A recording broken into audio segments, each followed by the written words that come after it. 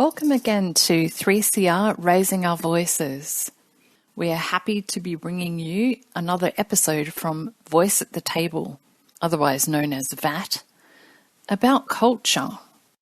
We gather together today on this special place to continue our learning journey together.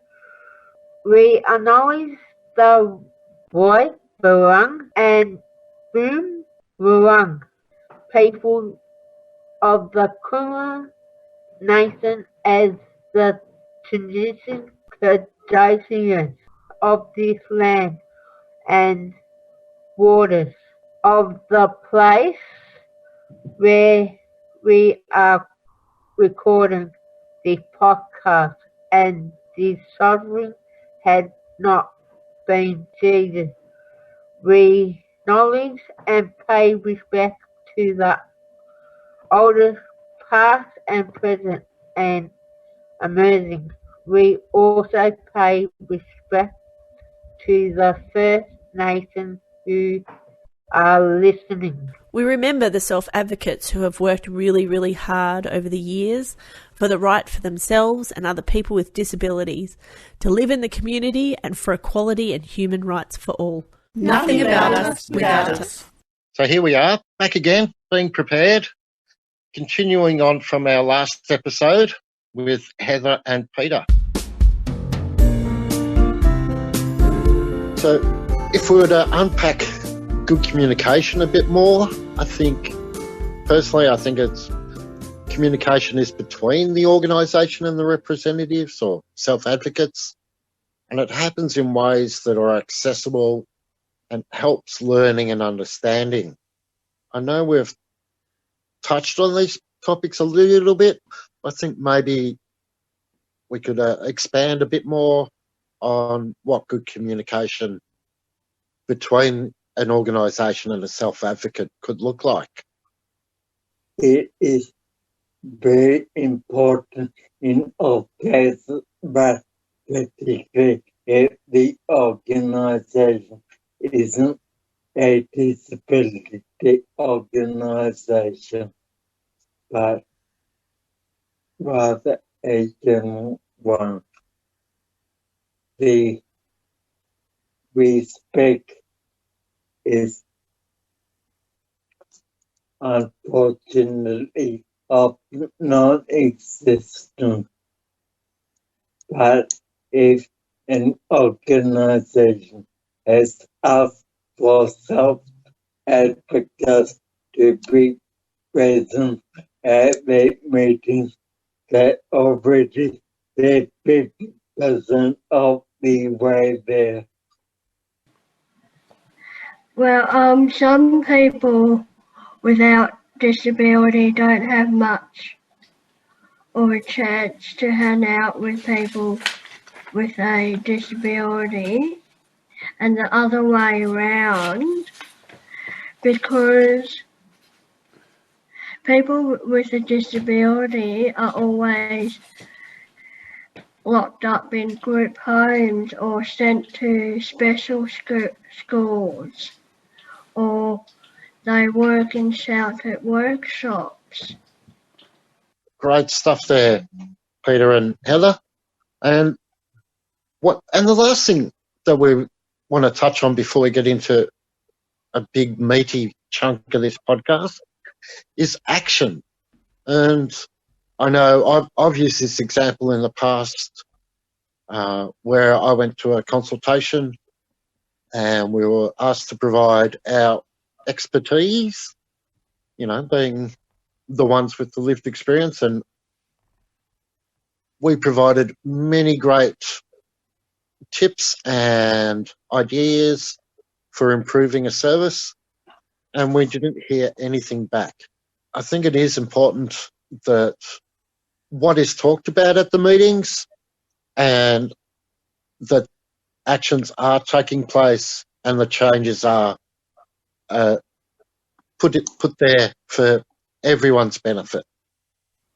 Unfortunately, that is so true of the last majority of meetings. Not I was very the welcomation into disability and welcomation into anything. I think I get another focus, but sometimes they do have a positive outcome, but very rarely. You're listening to VATT Chat.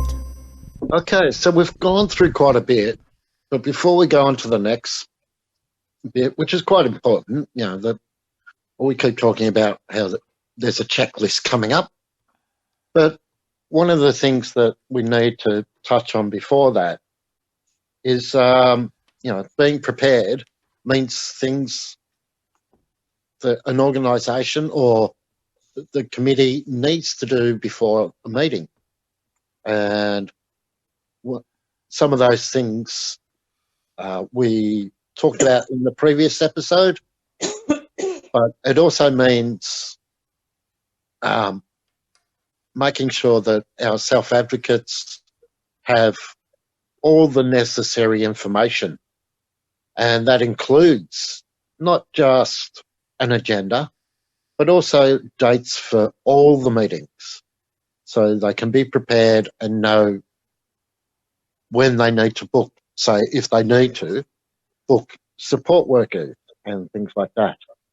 It also means making sure that all the documents are in easy English, so everyone knows what they're talking about and knows what the meeting is for.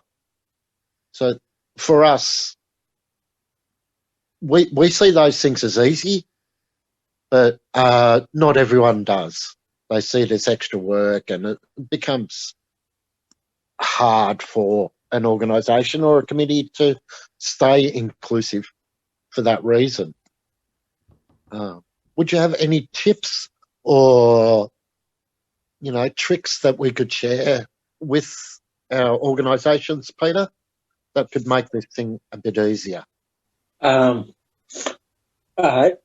don't know how it could be easier, except that an organisation, obviously, before every meeting, even 10 years ago, all meetings, a good meeting should have been organized beforehand with purposes and what the meeting for and what changes it will make, and they could just put in the inclusive thing into there, and it doesn't really add any burden to the pre-organization of a meeting,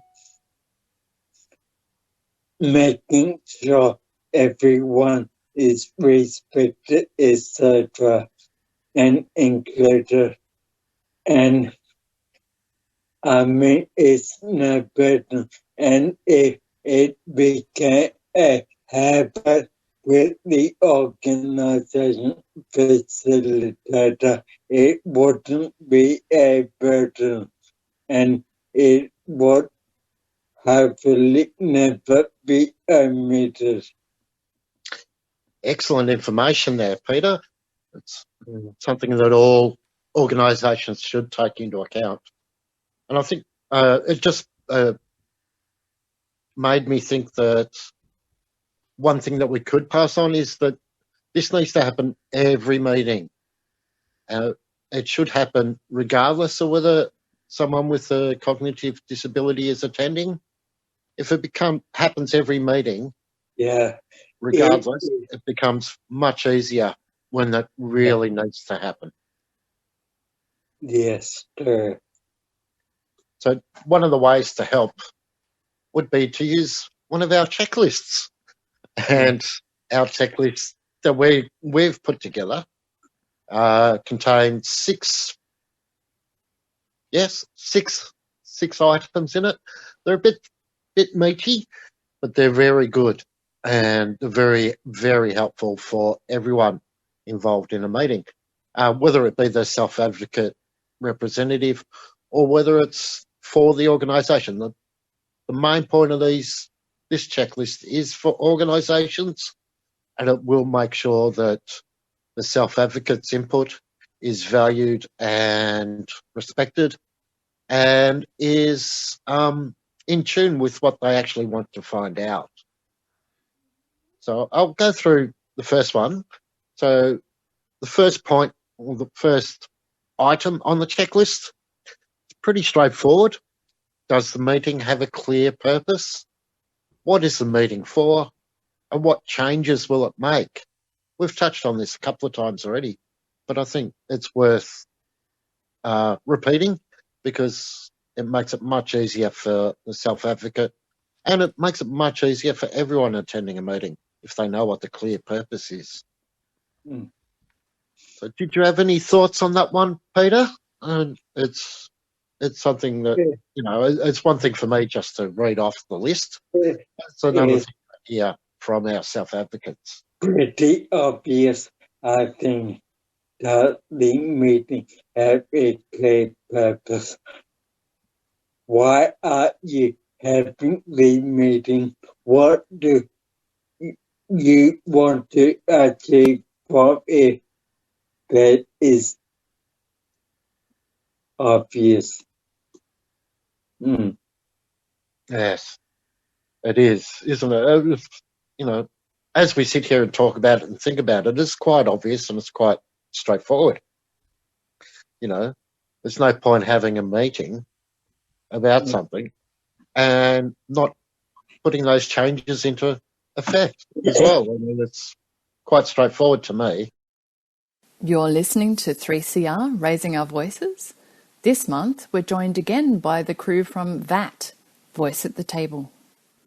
The second item on the checklist is, does the meeting run in a way that makes sure everyone is included? Does everyone at the meeting understand what it is and why it is important for everyone to be included? And do they know what that looks like? Number 3, is it clear why, where, when, and how you will include self-advocates with cognitive disabilities in your organisation? And to further that out a little bit, do the policies and procedures that within the organisation make sure everything is accessible to people with cognitive disabilities? Now, as we've touched on a few times now, we're talking about things like easy English of the documents, making sure things are that communication lines are always open, and making sure that everyone within the meeting understands what inclusive means.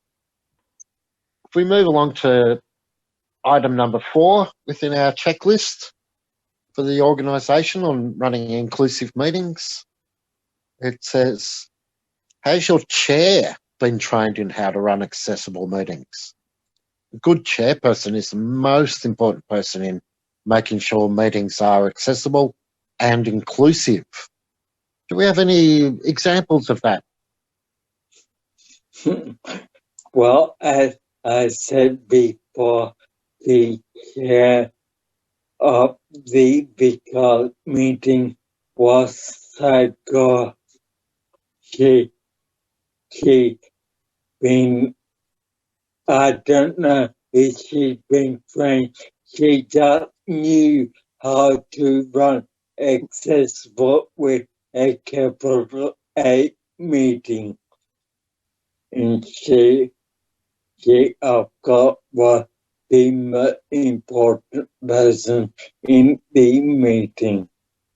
I think VCOS themselves have done the training, the Voice at the Table training, and one of the insights that were gained is in regards to an organisation being humble enough to take the time to do the training and to implement the strategies within their organisation. And as a result, VCOS and I believe it was Maeve at the time was the facilitator, and she provided a good, safe space where everyone had a good say and was included. So as we move along to number 5, have all the meeting members been trained in inclusive meeting practices? For example, employing VATT to come along to their organisation and train up. This is once again, this is a checklist for organisations, and, to be able to run an inclusive meeting is not straightforward, but it does become common sense once it's employed. And to finish off the checklist, we have number 6, make sure that the chair and other meeting members are committed to making sure the group or committee has an inclusive culture and practices. I think this, if they follow through with our training, and, as we talked about all through this particular episode of VATT Chat, these things become straightforward and ingrained within an organisation. And as Peter said earlier about having all those things in place all the time, there's less need for organisations to undertake further training because they already know what it takes to have an inclusive meeting and inclusive workplace. If you are an organisation or a chair and you want to make your meetings inclusive and make sure that an inclusive culture prevails within the whole organisation, what are some of the ways they could do that other than the VATT training, which is obviously the best method? I don't know.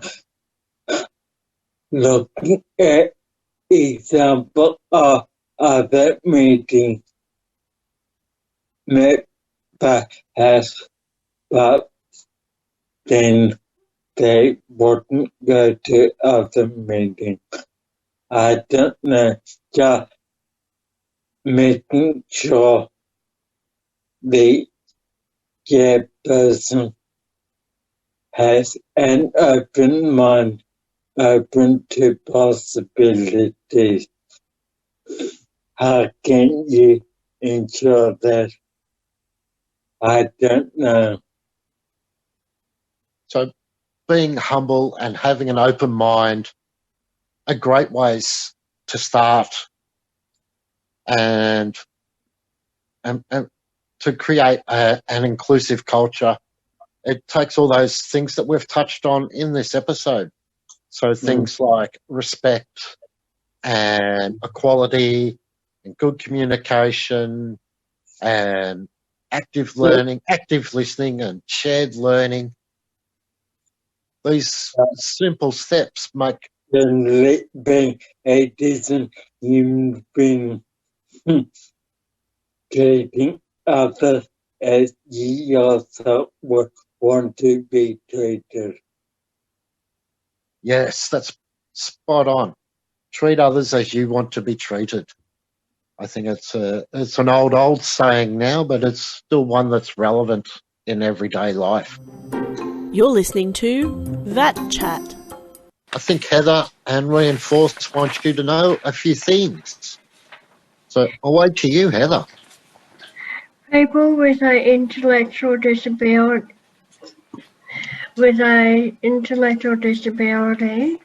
can learn if they are given the chance and more time. When questions are asked too quickly, it makes it hard because it is harder for people with intellectual disabilities to take in the information and do not use jargon words, and also, if when possible, make a hard words list and write down the meaning of the word, not using hard words. And I also found that people with an intellectual disability might have trouble with their memory, so they might forget things easier. Maybe help them write down the important bits of the meeting in dot point. And people with an intellectual disability are not poisonous, and we are just like you. People with intellectual disability are at different levels, so it is important to ask people what their access needs are, because it will be different for everyone. And I just want to say one other thing. Nothing about us without us. I'd like to thank Peter and Heather today. They've been providing us with great information and first-hand knowledge and sharing their lived experiences. It's been great, and just want to say thank you once again, Peter, Heather, thank you. Thank you. Nothing about us without us. Hi, and welcome to this VATT Chat episode's VATT Chat, where we look at the history of the self-advocacy movement. This time we're going to hear from Amy Laslett and Eva Siffis about what was going on with Voice at the Table back in 2018. Have a good listen, and remember, voiceatthetable.com.au, and you can find out more. The Voice at the Table training is familiarising people with acquired brain injury and people with intellectual disabilities. It's familiarising them with the processes around sitting in boards and in meetings for committees, for companies. I've been involved with Voice at the Table for about 7 months, and my role's mostly been facilitating the workshops with people with an ABI and an ID. And for myself, I've learnt a hell of a lot, and I think one of the first things I learnt is how little I knew about the lived experience of people with a disability. You can have assumptions that you do know things, but it's not until you build genuine connection with people and you sit back and listen in a real way that you understand that people with a disability need to be involved in all decision making, because us able ones just don't know. Because we've been a silent population for so long, and for all this time, decisions and policies have been made that affect us without our input, and that's dehumanising.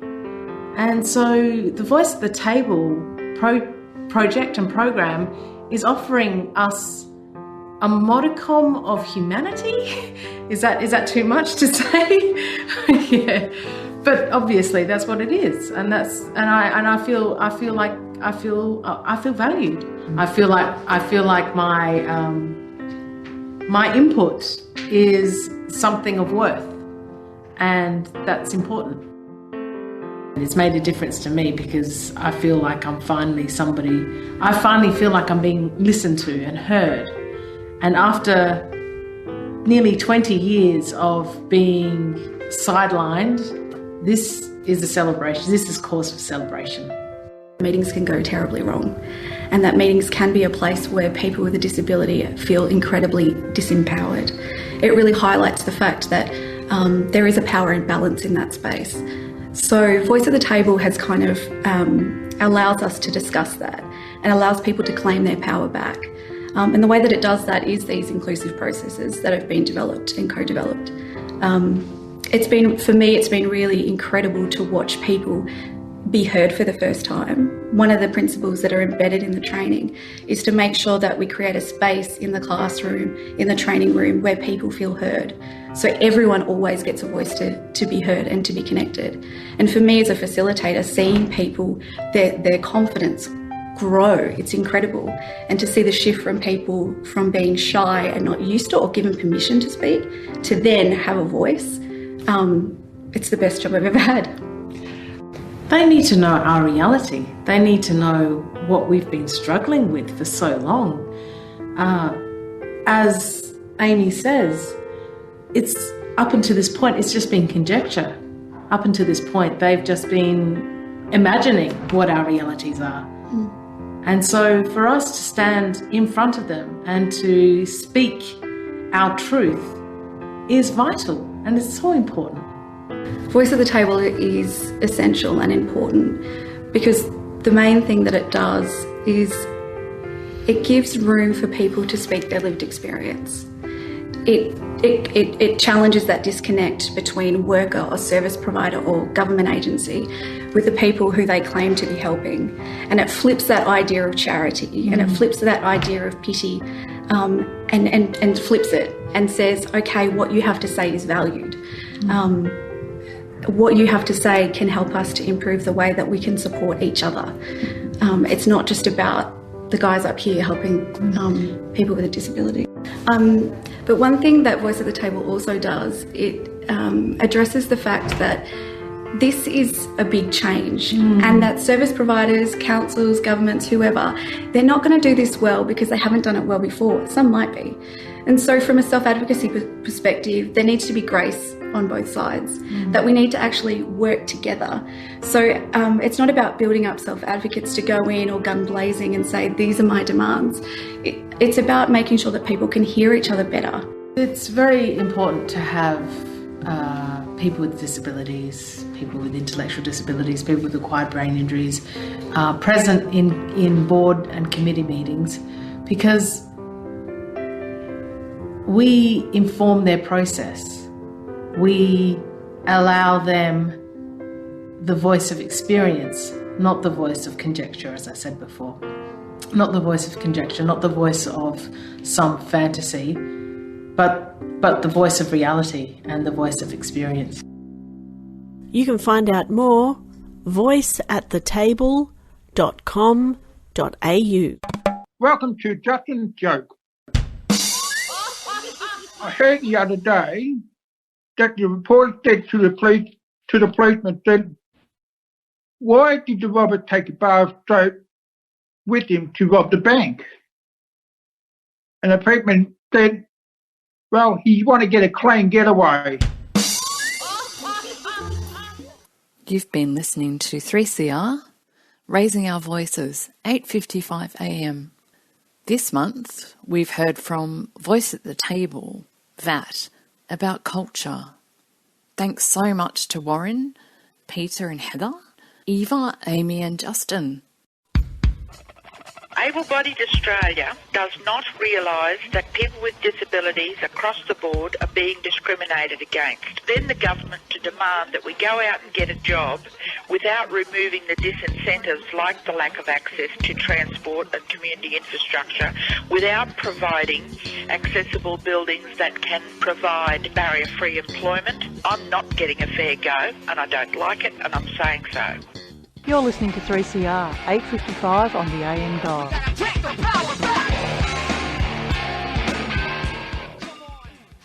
You've been listening to a 3CR podcast produced in the studios of independent community radio station 3CR in Melbourne, Australia.